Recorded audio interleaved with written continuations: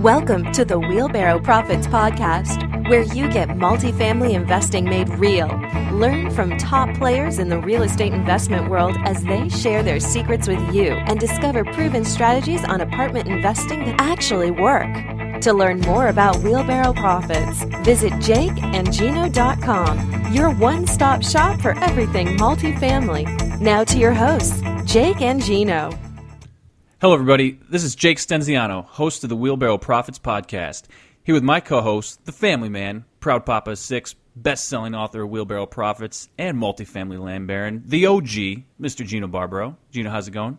J-Love, how you doing? The Doing introductions good. are getting better and better and better, my friend. Always making it happen. Today's guest is Mark Ferguson. Mark is a flipper, buy and hold investor, and a realtor. He and his team fix and flip 10 to 15 homes per year.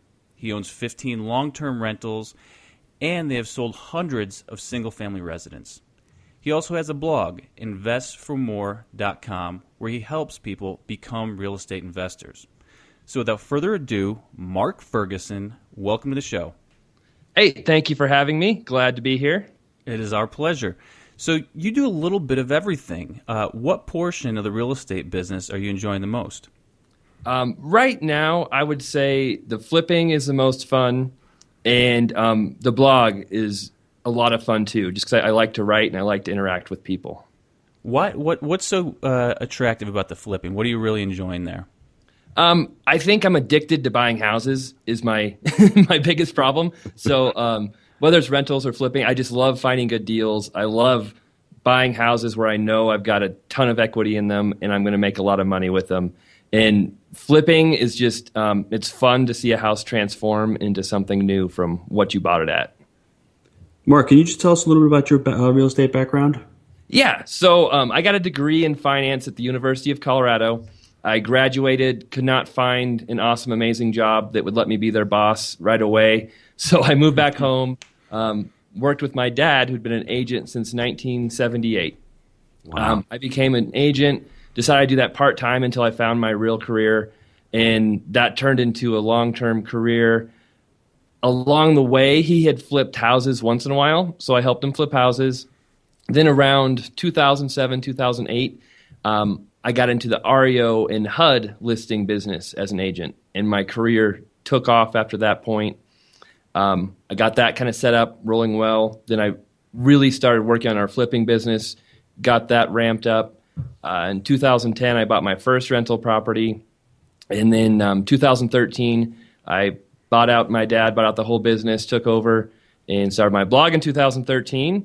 And now, I've got a real estate team of 10 with 7 licensed agents, and then, a contract manager, rehab manager. So I do a lot of things, but I have a lot of help to do them too. That's great. And all that time, you're talking a great 10-year time span. What changes have you seen in your field? I mean, 2008 was like the perfect time to get into REOs. So, I mean, that's just an awesome time to get in. What changes have you seen in the last 10 years in your field? There's been a lot of changes. So in Colorado, we kind of preceded the nation in the foreclosures. In 2005, my county led the nation in foreclosures. So I was a little late getting into the game in my county, but we definitely still had quite a few, 2008 through 2012. Mm-hmm. So saw a huge, amount of foreclosures around here. And then 2013, our market really started to change. So we saw huge price increases. Last year, we had the highest appreciating state in the country in Colorado. So we've seen prices go from $120,000 for a median-sized house in my area to over $220,000 right now in about 2.5 or 3 years. Wow! And the foreclosures and HUDs are virtually non-existent now because the market's done so well. What do you think you attribute that to that high price? Snoop Dogg. Yeah. The cannabis culture, right? No, I mean, a lot of people say that. I think it definitely has some effect on our prices. But for the most part, for 10 years, nobody built houses here because the market was down, foreclosures were up. But people kept moving into the state, even before we had the laws go into effect. Colorado has always been a state with a lot of increasing population. So we had people moving in, we had no houses being built, but at the time they could buy up the REOs and HUD homes that were coming up for sale, and the market wasn't really increasing that much. But once that dried up, all of a sudden there's no houses for anybody. And right now they can't build them cheap enough to meet that median price yet. So prices are still going up because there's simply no inventory. That's awesome. That's a great indicator of how people should go into a market. You see population growth, you see household growth, and you also see job growth. I live in New York State, which I just saw an article today. People are actually fleeing the state because there's no job growth. Tax rates are terrible, and people are just leaving, as opposed to what's happening in your state, and people are flocking into it. And, you got in at the right time. You got in, 2008, 2009, 2010, where if you'd seen the demographics and you'd seen those changes, you would have bought early. And now it's getting risky. How are you finding deals now as far as, these properties appreciating so high? Where are you looking for the deals? We used to buy 90% of our properties at the trustee sales. So the courthouse steps. Competition got so tough there that I haven't even been to a sale in about a year. Wow. But right now, almost everything I buy is from the MLS. People don't believe me, but being an agent gives me a huge advantage. And there are deals on the MLS all the time if you know how to find them, if you can act quickly, and make your offers, very impressive to the sellers. Now that you say that, what parameters do you look for in a deal? Like when you're on an MLS, what are you looking for in a deal in a property? Well, I've been, in this same market for my entire life, basically, except for when I went to college. So I know my market very well. Our town is about 100,000 people. Our county is about 250,000 people, so it's not huge. So when I search the MLS, I usually look at the hot sheets, which are new listings that pop up 3 or 4 times a day at least. And I know by the address usually if it's a good deal. So I can see the price, see the address, and I can click on the property, and I know the neighborhoods. I know what prices are. And if it's a flip, I'm willing to buy it basically within a 45-mile radius of myself if I know I can make enough money on it. And if it's a rental, I'm much more cautious about where I buy, cash flow, the type of property I get. What advice would you give to a newbie who's out there and listening and saying, I can't do MLS? I mean, how would they go about contacting a realtor or a broker, helping him out on his journey to buying these properties? Oh, yeah. I mean, the first thing I'd say is, a lot of people want to jump in and get their license right away before they've done anything. Mm-hmm. And I would caution against that until you want to be an investor, for one. I'd say if you're buying 2 or more properties a year, it's probably worth it to get your license yourself. If you have the time and you're not completely swamped with other things. If you don't want to get your license, there's a few things to look at when looking for an agent. One, you don't always want the most experienced, busiest agent as an investor because they won't have time for you. And time is one of the most important things when you're getting deals from the MLS. You want someone who can work fast, submit offers quickly, show you houses quickly. And so a lot of times I say don't be afraid to try out new agents who have tons of time, who are super motivated and are hungry to get a good deal. And if you know your market, you know what a deal is, you can figure out, how much to offer, what properties to see. You don't have to rely on that agent to do everything for you. That's a great tip. I like that tip. And one other thing I'd like to add is if you're going to be buying a property and you're buying residential, stick with a residential broker. If you're going with multi, go with a multi-broker. I mean, it's really important to really narrow down who you're looking for and the type of broker that is actually it has experience with those properties. Right. Very true. And you'll find 95% of realtors have no idea about investment properties, about what a good investment is, whether it's a flip or rental. So don't always rely on the agent to tell you what to do or what to buy. That's so true. There's a handful of people in Knoxville, which is the market that I'm in, that really know apartments and multifamily. Besides that, it's kind of it's the same thing you're saying there. I agree completely with that. And Mark, it's funny you say that. What we do is one of our tips is we go on LoopNet into a specific market, and LoopNet might not have all the deals, although we found great deals on there. Properties have been sitting there for years and nobody's made bids on them. But we'll go on there and we'll look and see who the most active brokers in that market are, and then we'll contact those brokers and try to make establish a relationship with them. Have you ever tried to do that, or have you seen certain brokers in your market that are really active that you can just pick out and say, hey, somebody I want to work with?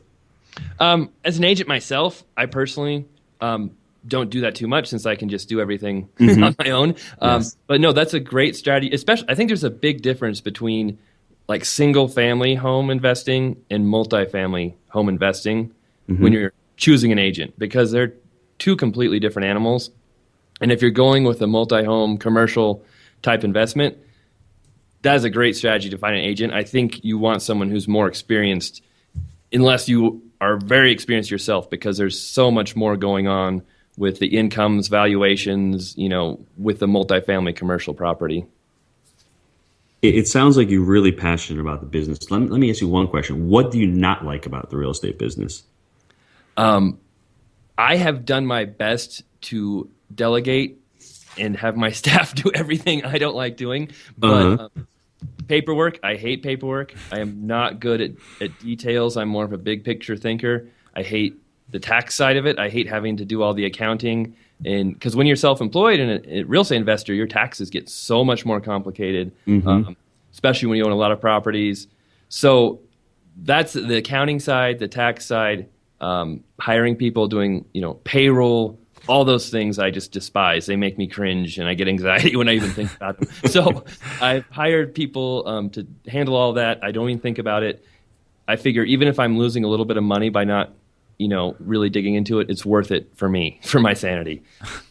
That sounds like Jake. Jake, that sounds like you gotta scale up at some point. You can't be doing it the I'm a mentality. We always talk about that. I'm going to do this. I'm going to do that. You got to scale at some point. So that's smart. I like that. Let me ask you another question. What is your best real estate investing advice or tip for our listeners? Through the years, you've got a lot of experience with singles and multis. What is your best advice?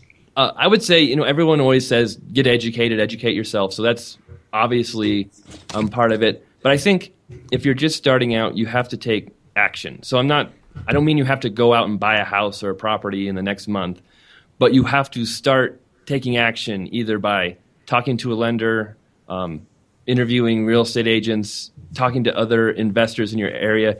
Get out of your house, get out of your office, go talk to people, go see properties, go talk to lenders. Whatever you can do, just take some sort of action that gets you moving towards your goals. I like that. That's the momentum. Once you start a little momentum, the journey of 1,000 miles starts with the first step, and a lot of people don't even take that first step. And that first step is truly important, taking action. I like that. What do you think your best habit for success is? I have a lot. So when I started becoming more successful, making money and investing in the rentals and ramping up the flips, I really started to have more belief in myself and what I could accomplish and how far I could go. In the start of my career, I was kind of stuck in the daily grind and, thinking, oh, this is all there is to life. This kind of sucks. I wasn't super successful until about 5 years into my career. And at that point, I really started to think, okay, I've done pretty well. I've gotten pretty far. What can I do to make this even better and keep going farther? And so I dove into self-help books, audio CDs. I even took the Jack Canfield coaching program. And I just learned how much of our success is about habits. Good habits we build. Daily routine is something that I really learned and have stuck to, where every night I write down, what I'm thankful for, things I learned that day. I try and plan my next day, just relax and just have some time to myself where I'm not bombarded with my phone or music or television or whatever we have in today's society. And then I'm a huge believer in goal setting. So I love to set, my goal to buy 100 properties in 10 years. I thought I could buy 30 when I first started out buying rentals, and I realized that was way too easy. I had to up that. And so I try to make super aggressive goals that really push me and challenge me to do more than I think I can. And I think it's almost a good thing if you don't reach your goals, because that means they weren't easy to get there, and they pushed you all the way to the end to reach those goals. That's awesome. I love that. It's funny that you bring that up, because you said, I want to do 30, and then you realize it's too easy. And the funny thing about multifamily is people get in, they want to get into it, but they think, it's not attainable. It's too hard. I don't know how to do it. And it's funny because once you actually get into it, you realize, wow, 30 wasn't that hard, and I can probably get to 100 by next year. So you start to shift once you really get into the game. So you mentioned you started educating yourself a lot. What was the best book that you read during that time frame when you were really making that transformation? Oh, there's a lot of books. Think and Grow Rich, of course, is an awesome one that I think everyone should read. Love that one, yeah. Yeah. Something that I really like now that most of your listeners have probably never heard of is Third Circle Theory, which is an entrepreneurial book about attitude, about your outlook on life. I really like that book. I actually bought a bulk order of them for some of the people I coach because I liked it so much. But it's by PJ Gadami. And if you ask me to spell his name, I'm going to butcher it. But they'll find the Third Circle Theory. You'll be all right. Yep. So what other as far as education goes, who else did you like? I mean, I like Rich Dad. I can name a lot of guys that I liked. I like Dave Lindahl. Who else did you look to for education? I liked Rich Dad. Rich Dad really got me started in the very beginning looking at rental properties. But at the same time, there wasn't a whole lot of usable content. It was more it's ideas. Not a lot of meat. Yeah, there wasn't exactly. Meat. I kept buying more and more Rich Dad books, waiting for the meat. But it was all philosophy. Yeah, it's a great message. So, Gary Keller's Real Estate Investment, or was it $1 Million Real Estate Investor, is a great book. I mean, that thing is huge. Bigger Pockets has a lot of great information, education materials. I've tried to write a lot of education materials myself, but Gary Keller's book has been awesome. And as far as a self-improvement thing, John Assaraf, Jack Canfield, T. Harv Eker, Jim Rohn, I love him. He's so much fun to listen to on audio tapes. If you ever have time to listen to some audio tapes, he's very entertaining. What about the best deal that you've done and why? The best deal I've done was probably a recent one. It was a country property. So it's about 15 miles outside of town on 4 acres. I remember seeing the MLS listing, and it said, caution when showing, doors aren't locked, possible squatter in the home. I'm like, I'm guessing this was a flip. Perfect. Yeah, this was a flip. I'm like, this house is perfect. I love that. I love it when MLS says stuff like that because it scares everybody away. So I went out there, and the doors were locked. There's no squatter. I don't know what they're talking about. But it was an old farmhouse. They didn't have any information on the well or septic.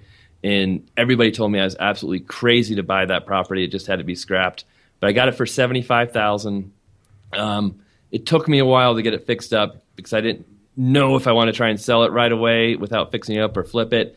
I ended up flipping it. It took me probably 6 or 7 months before it was rehabbed because I took so long making decisions on it. We put about $60,000 or $70,000 into it. Had to do a new well, redo the septic. We stuccoed the house, new flooring, kitchen, baths, drywall, pretty much new electrical, new plumbing, new heating system, did a lot of stuff to it.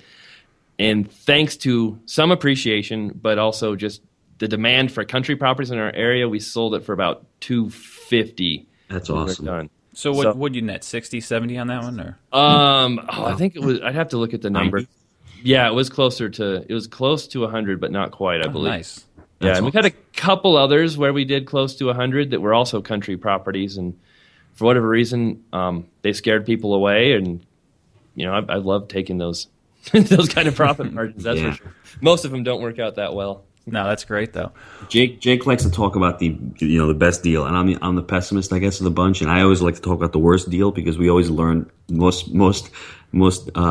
mistakes are our worst mistakes are our best learners. So, what is your worst deal, and what did you learn from making that big mistake? So it wasn't really a mistake on our part. Well, there are 2 worst deals. I'll give you 2 examples. The first one, we bought from the public trustee. We always get an ONE, ownership and encumbrance report, to make sure title is somewhat clear. There's never any guarantees when you're buying from the courthouse. We looked in the windows, house looked vacant, so we buy the house, rekey it, walk inside, everything looks great. We open the garage, and there's a brand new BMW in there.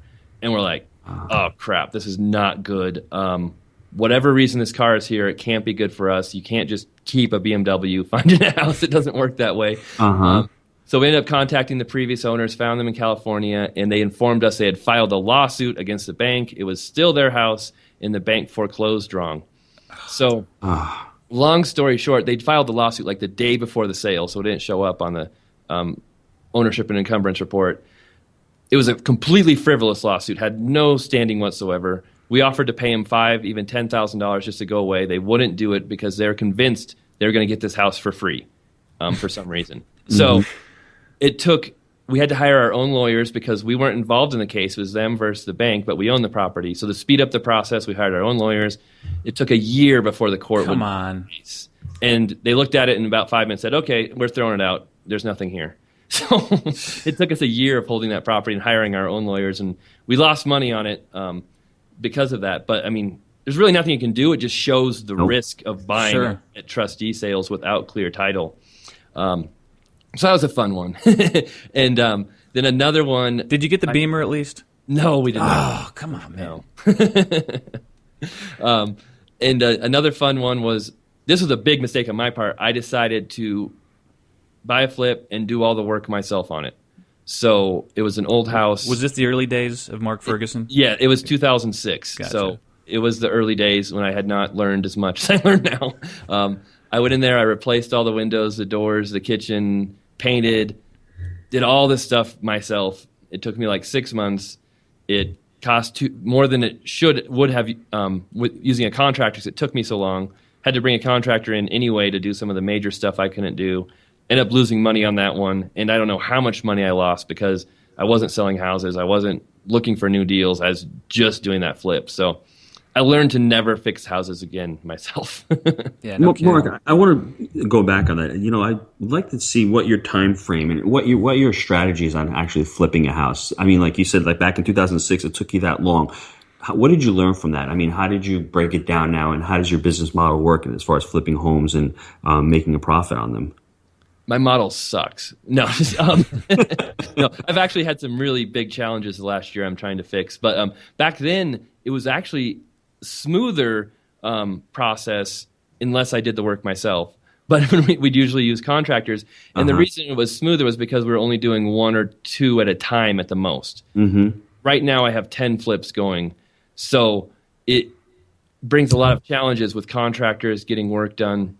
And in the last year, I hired a full-time employee to handle the project management, to handle the contractors, and it has not gone well. So that's why what part has not gone well? The time frames, the scheduling, the expenses. Like I hired them so I could get things done faster because I knew doing it all myself, I wasn't doing as good of job of scheduling, of getting contractors in, and things have actually gone slower. So I'm why scrap. I don't want to get into too much. Sure, no, I gotcha. That's fair. But it's a difference of opinion between me and the person I hired on how things are done. Right. So I'm taking all that back over. Actually, this maybe week. Just not a good fit. We'll leave it at that. Right. Yeah. Yeah. Well, no, Mark, don't you think part of the reason also is, I mean, it seems like there's a lot of demand in your marketplace. So to get contractors, to get people on the job is also probably a little more challenging. On top of you having, a lot of jobs going on at once, it might be harder to get these guys out there also. It is tough. That is definitely a challenge. But I know they're there. I've been working on it myself the last couple of weeks, and I've got more people lined up. And I've got some old contractors who we used before who also did not have a good experience. So I think I could do things faster just working a few hours a week. But what I'm gonna do is I'm gonna use 2 of my other team members. And since REO and HUD is down so much in our area, they kind of have more free time from the real estate sales side. So I'm gonna have them keep track of the timelines, the expenses, visiting properties. I'm going to get them involved more so that it's kind of more of a team effort doing it and not just one person responsible for the whole management side. This is cool, though. What I like about it is you started in 2006. Jake and I stress this. If you're going to start, you start with something small. You make your mistakes. You take your lumps, but you don't go bankrupt. You did that in 2006. You got your experience. You knew that wasn't for you. But now it looks like you're going to have to take the reins back. At least you have that experience that you know what you're doing, and you can jump right back into the game. And then you're going to find somebody. Or eventually you're going to find it and delegate it again. So it's really, I never say a mistake is a mistake because it really isn't. At least you take action. But, I mean, at least you got into the game. You started small. You learned, and now you're getting back into the grind. But you'll get back out of that grind sooner or later. Yeah, and I would clarify too. When in 2006, I was doing all the work myself, swinging the hammer, doing the nails. I'm not doing that now. I'm just taking over the hiring process and finding the people process. So I mean, at 10 I'm not going back to swinging a hammer. 10 flips at a time. And what's the biggest challenge for you when you're doing 10 at a time? Is it raising money? Is it selling them? What is the biggest challenge that you find doing that? Money is an issue, but I have pretty set up well with a local lender, and I have private money, and I've got lines of credit set up. So that's actually not the biggest challenge for me. The biggest challenge has been the time frames for getting them repaired, getting them scheduled, getting contractors. That has been my biggest challenge the last 2.5, 3 years. And so that's really what I'm focusing most of my attention on going into 2016 is improving that process and getting something dialed in where it's a system oriented, where we've got everything set up, so it makes it really hard for things not to get done right. What is your average time length for a flip? How long do you normally take to I'm embarrassed to tell you right now, but it's probably 6 to 8 months now. And how much? What is your profit per flip on average? I average about 30,000 profit per flip. That's great. I mean, I think that's awesome. If you're doing 10 a year, I mean that's awesome. I mean, it takes a little bit longer, but money's still there. And if you don't have an issue with the money, it's a great. I think it's a great profit margin, if you ask me. And it's something you love doing. I mean, that's the icing on the cake for me. If you can make money doing it, and you love it, that's awesome. I'm just going to throw this out there to any of the listeners. If there's anyone out there that has experience dealing with contractors and keeping them on a timeline, get a hold of Mark right now. I think he's got a good opportunity for you. So. Kidding. What about a project that you're working on right now that you're super excited about? I have a very interesting project that is in progress. I bought it for $535,000. So most of my flips I purchase are like $75,000 to $150,000. So this is by far the biggest one I've ever done. It was an occupied property, an REO auction.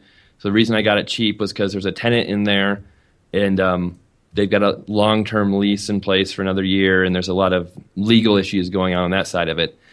But the house needs no work. It's just a matter of getting the tenant out, coming to some negotiation to end the lease early, or if we have to go through an eviction. I don't want to go that route, but we could go that route too. And but it's just a challenge dealing with tenants and dealing with this situation and trying to come up with an amicable agreement where they leave and we get access to the property. But it's a house where I never saw inside of it, except for just through the door a little bit. Doesn't look like it needs any work. And if we can get them out, get the house on the market, it's probably worth about $840,000. So even if they break a few windows on the way out, you're okay. Right, Recovered. I'm okay. In this situation, I always want to make it as peaceful an exit as possible, just because you can do a lot of damage to that type of house if you want to take the kitchen out or the fixtures, the appliances, the cabinets. If I can come to some kind of agreement with them, then I'll be super happy. It's just a matter of getting to that point. No doubt. And where did you find the deal? You found it on MLS? Yeah, it was an MLS auction, Hubzu. So it'd been for sale for a year and a half, and they just never lowered the price for some reason. And then all of a sudden, they just did a huge price decrease, and I jumped on it. And how did you buy? Did you use private money? Did you raise money for it? Go to bank lending? I used private money for that one because it's such a high dollar amount. I can't do an appraisal. I can't do an inspection. So I had a lender who actually found me through my blog, and we've had a pretty good relationship. And yeah, he's like, "Hey, I'd love to do some deals with you." And he actually found him about 2 months before I found this deal, so it worked out perfectly. That's awesome. That's a tip for all the listeners out there. What Mark did is he created value. The lender sees that there's value in the deal, and that's what real estate's all about, and any business is about, creating that value. He's creating an awesome value for somebody. If he finds the deal, he's going to find the money. So it's harder to find the deals than to find the money. Don't you think, Mark? Yeah, I would say that. It's definitely tough finding money when you're first starting out. Yes. But yeah, once you know how to find a deal and you can show that it's a deal and prove that you know what you're talking about, it gets much easier. That's awesome. I agree with that totally. You just mentioned your blog, and that's how someone found you. What social media are you using, and how are you using it? We use a lot of social media. So For our real estate team, we do a lot of Facebook. So we have a Facebook page. We create our own website. We do Facebook advertising for buyer and seller leads. We do some Twitter stuff, but really we do Facebook for the real estate sales side. For my blog, I do a ton of stuff on Facebook, on Twitter, on Instagram, some things on Pinterest. Really, that's where my passion is right now, is building that site and blog, and I love to write, so that works well. As far as an investor, I don't really use social media too much, trying to find deals or, trying to find renters. We do some stuff on Facebook for renting our properties or trying to find deals, but mostly it's the blog and the real estate sales side that we really market. So you're getting sales through Facebook, but it's also building your brand, it sounds like. Yes, for sure. And Facebook I love Facebook. It's easy to use, and it's cheap to advertise on if you want to advertise there. And if you give people stuff that's interesting, then it's easy to build a brand and get some followers. I think for like someone like myself, I'm not that tech savvy. It looks clean, it shows all the information, and it's super easy to use, and it's got the eyeballs. So, no, I'm definitely with you on that one. Gino, do you have any more questions for Mark?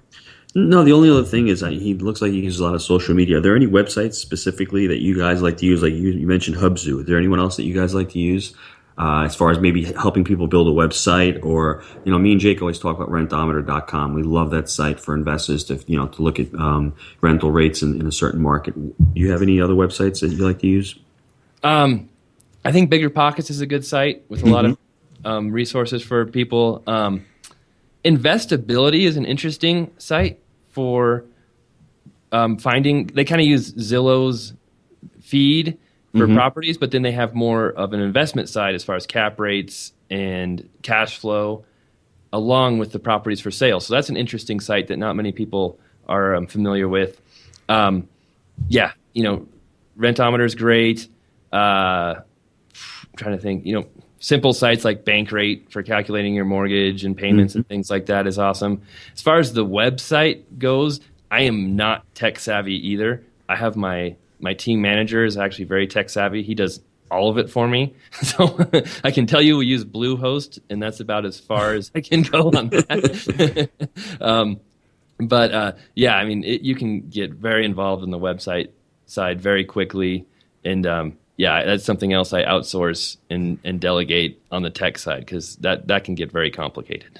Well, the only reason why I asked is I love your website. It's a clean-looking website. I mean, if you go on there, you look really professional. It gives all the information. The blog looks great on there.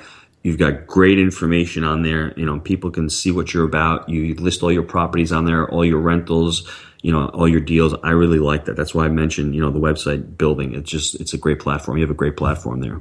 Oh, thank you. I appreciate it. And when we hired someone to pretty much design and build that, and then when we hired them, we kind of learned what they're doing so we could take over and do it ourselves, was really how we learned to do it. And one thing I would say, if you're going to build a website that has a decent amount of traffic, Google Analytics is an amazing tool if you learn to use it. And if you get to a lot of traffic, split testing will make you so much money. If you learn how to split test correctly, test out ideas instead of just guessing what will work, you'd be amazed at the things that do better than, all common sense points towards A being the clear winner, but B will win, half the time. So it's interesting how that stuff works. Mark, when you were starting out, you didn't have this big team. Did you, did you outsource a lot of stuff? Did you have virtual assistants when you started out? How did you start out with your team? When I started out and really started becoming successful, I was working like 12 hours a day. Honestly, I was going nonstop. I knew something had to change, so I hired an assistant part-time. And then once I found out she was confident, she knew what she was doing, she went full-time. She lessened a lot of my load. That was when I was able to really focus on the flipping, because I could teach her a lot of the REO and HUD things, the paperwork, the expenses, the things I hated doing. And then, hired another assistant after things were going well with the flipping. And then when I took over the team, I hired it's actually my best friend from college to be my team manager. He was in the corporate world, and he hated his life. even though he's making awesome money. So he decided to come get his real estate license, work with me. Nice. He still works with me. And then, we kind of just kept adding a few agents every year, and it's worked out great so far. That's awesome. Yeah, no, I learned a lot of good stuff from you. A few takeaways from the podcast today. One, take action. I know it sounds cliche, but that is so important. So I wrote that down. I thought that was really good. Two was the third circle theory. Have not picked that up, but I will definitely take a look at that book. And the third was the country home that you flipped. What I was really impressed with on that was the fact that you looked at something, there was no competition there. So you weren't competing with anybody. You just found a great opportunity, no competition. You went in and you said you were going to do it and you made it happen. So I thought that was great. I thought those were really good takeaways. Yeah, no, and I would say, the worse the description is in the MLS, usually the more opportunities there are because it scares away people for some. And usually it means the seller is motivated. There's another one I bought where it said, house is dirty. You're running towards that one. Give right. It to me. If they can't spend $100 to clean the house, then okay, that's no kidding. Yeah. Well, I've really enjoyed the conversation. I think Mark is the definition of an entrepreneur, which means someone who makes enough money to pay for their mistakes. I definitely fit in that category. I mean, I see Mark has done that, and he's just blossoming now. So you stick with it. You keep plugging forward. You're going to make those mistakes, but you're going to learn from those mistakes, and you're going to start flourishing. And that's what I see is happening in your life. I'm really, really excited about your future. Oh, thank you. I appreciate that. I am too. What's the best way for folks to get a hold of you, Mark? My blog is the best way. I write about all my rentals, my flipping business, being an agent.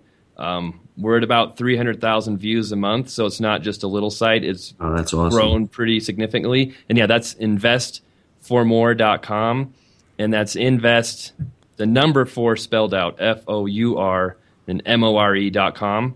So you can always find me there. You can email me, mark@investformore.com. I personally respond to all my emails. So, I love talking to people. I love helping out or problem solving. That's one of my favorite things to do. Oh, very cool. Well, we appreciate your time today, and maybe we'll do this again in the future. Yeah, I'd love to. Thank you guys for having me. It was a lot of fun. Thanks, Mark. Thanks, Mark. We trust that you enjoyed the Wheelbarrow Profits podcast. Visit jakeandgino.com, your one-stop shop for everything multifamily. See you next time when Jake and Gino share more of their investing secrets with you.